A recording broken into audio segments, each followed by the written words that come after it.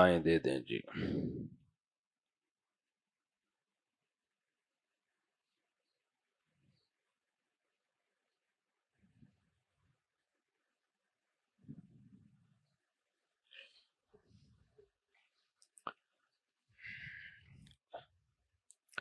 بھائی کسی نے مسئلہ پوچھا ہے، گزارش عرض یہ ہے کہ ایک صاحب نے اپنی بیگم کو یہ کہا کہ میں تجھے آزاد کر دیتا ہوں، پھر تم جہاں رہنا چاہو، جس کے ساتھ رہ سکتی ہو۔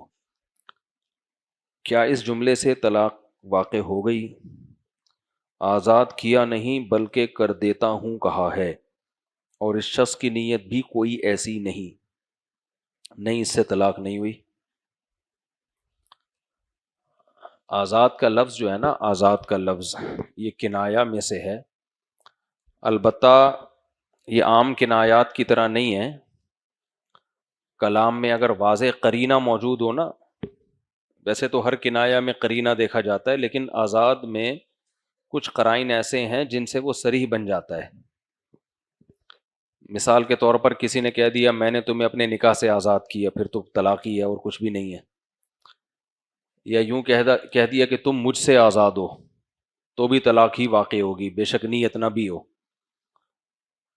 یا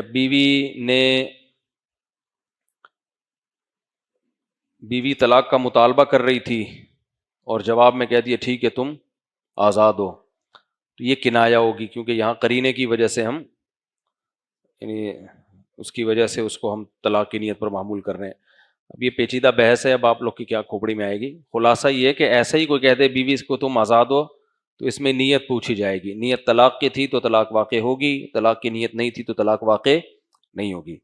لیکن بعض دفعہ کلام میں کوئی ایسا قرینہ موجود ہوتا ہے یا سیاق و سباق میں ایسا قرینہ ہوتا ہے جس سے پتہ چلتا ہے بھائی تیری طلاق ہی کی نیت تھی، کیونکہ مرد بعد میں مکر جاتے ہیں، بعض دفعہ کہتے ہیں طلاق کی نیت نہیں تھی، حالانکہ قرائن سے پتہ چل رہا ہوتا ہے کہ طلاق کی نیت۔ اچھا بھائی، فارغ کا لفظ میں بھی ایسا ہی ہے، فارغ تو